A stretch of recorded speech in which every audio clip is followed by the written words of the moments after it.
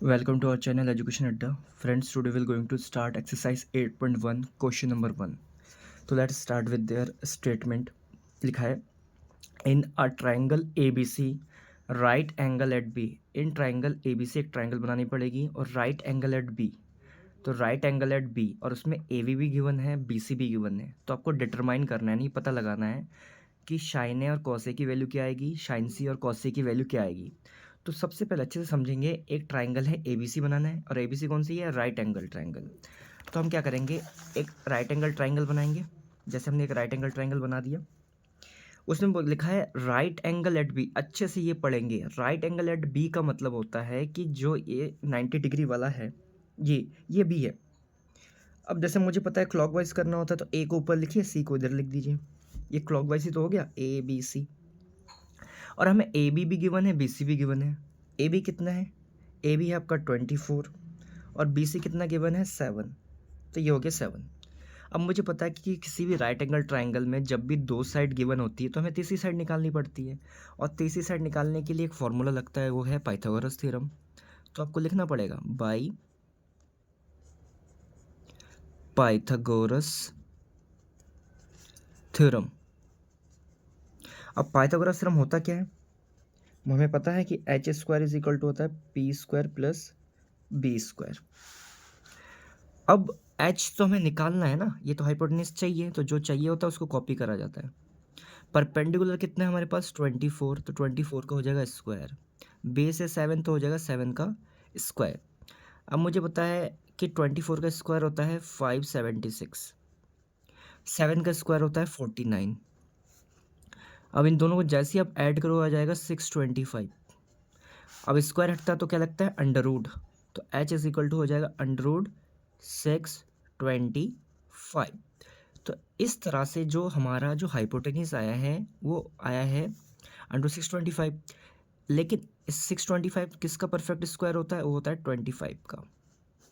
यानी इसका जो हाइपोटेन्यूज है हमारे पास कितना है, 25 है। तो पाइथागोरस थ्योरम से हमने तीनों साइड निकाल ली। अब बहुत ईजी है, अब कोई भी पार्ट बोले और उससे पहले आपसे पूछा है ये पहला पार्ट, क्या पूछा है, एक पूछा है शाइन ए, ठीक है, उसकी वैल्यू बता दो, और एक पूछा है आपका कॉस ए, उसकी वैल्यू भी आप बता दो। तो मुझे पता है कि शाइन ए और कॉस ए की वैल्यू मुझे अगर निकालना है तो उसके लिए मुझे एक फ्रैक्शन का फॉर्मूला पता है, P B P upon H H B. ठीक है, जो पहला फ्रैक्शन होता है वो हमेशा शाइन का होता है और दूसरा वाला कॉस का होता है। तो यहाँ पे लिखा है एंगल, देखिए आपको अच्छे से फोकस करना है यहाँ पे सिर्फ एंगल के ऊपर। यहाँ पे ए है तो ए है किधर, ए तो ऊपर है, ये है ना एंगल ए। तो एंगल ए के जो साथ में रहेगा, एंगल ए के साथ में ये है, तो ये हो जाएगा आपका बेस। हमेशा याद रखिए, जो भी एंगल पूछे आप उस एंगल के ऊपर आइए, तो उसके साथ में जो होगा, जो आपको परपेंडिकुलर दिख रहा होगा, वो आपका क्या हो जाएगा, बेस। अगर मैं एंगल सी की बात करता तो सी का बेस तो ये हो जाता, बी की बात करता तो बी का बेस तो यही है, सी और बी की को तो कोई दिक्कत नहीं है, बेस तो यही हो जाएगा। लेकिन जब ऊपर वाले एंगल की बात करोगे तो ये आप परपेंडिकुलर जो दिख रहा है आपका परपेंडिकुलर नहीं है, वो आपका क्या है, बेस। और इसी के सामने वाला आपका परपेंडिकुलर हो जाएगा। ठीक, तो हमें शाइन निकालना है, तो शाइन का फॉर्मूला होता है परपेंडिकुलर अपन हाइपोटेनियस। अब परपेंडिकुलर तो ये थोड़ी ना है, परपेंडिकुलर इसके सामने वाला है, कौन है, 7 अपॉन में क्या है, हाइपोटेनियस। हाइपोटेनियस कितना है, 25।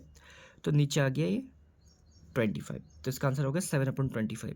फिर से कॉस निकालना है, तो कॉस का फ्रैक्शन तो क्या होता है, बी अपॉन एच। अब बी मतलब बेस होता है।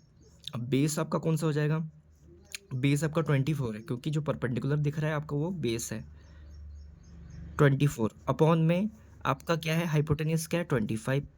तो इस तरह से हमने इसके दोनों पार्ट के फ्रैक्शन को निकाल लिया है।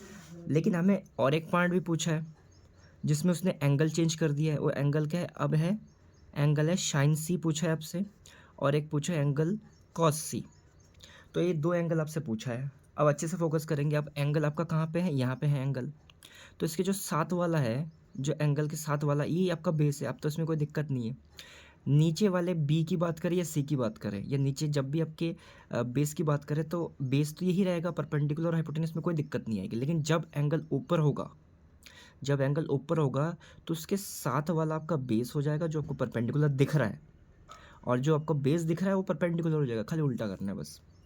तो साइन सी की बात करा गया, तो साइन सी तो ये है, तो साइन का परपेंडिकुलर अपन हाइपोटेनियस, परपेंडिकुलर है कौन सा इसमें 24 अपन हाइपोटेनियस कितना है 25, ठीक है।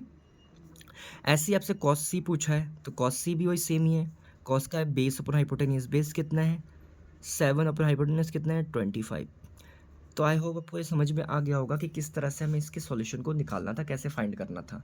एंगल के ऊपर डिपेंड किया जाता है। दोबारा एक बार मैं बता देता हूँ आपको।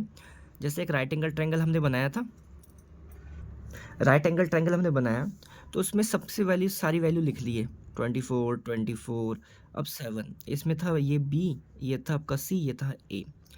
अगर एंगल नीचे के बेस, ये तो बेस होता है, बेस पे कोई भी एंगल आपसे पूछे जैसे शाइन सी, शाइन बी, तो उसमें कोई दिक्कत नहीं, ये तो बेस है, ये परपेंडिकुलर अपन हाइपोटेनियस है। लेकिन जब भी आपसे ऊपर का एंगल पूछे, जैसे इसमें पूछा था शाइन ए, यानी तो इसकी बात पूछा है, तो इसमें आपको सिर्फ दो चीज़ें उल्टा करना है। हाइपोटेनियस हमेशा फिक्स रहता है, इसमें दो चीज़ उल्टा करना है। जो ये परपेंडिकुलर है, यहाँ पे परपेंडिकुलर नहीं होगा, ये आपका क्या हो जाएगा बेस, और जो आपको बेस दिख रहा होगा वो क्या हो जाएगा परपेंडिकुलर। बस इतना सा आपको डिफरेंस इस वाले क्वेश्चन में करना पड़ेगा। आई होप फ्रेंड्स आपको ये क्वेश्चन नंबर 1 समझ में आ गया होगा। तो अब इससे नेक्स्ट वीडियो में हम क्वेश्चन नंबर 2 की तरफ स्टार्ट करेंगे। अगर प्लीज़ अपने अभी चैनल को सब्सक्राइब नहीं किया तो चैनल को सब्सक्राइब कीजिए, जल्द से ज़्यादा लाइक कीजिए और शेयर जरूर कीजिए और कमेंट भी जरूर कीजिए। Thank you.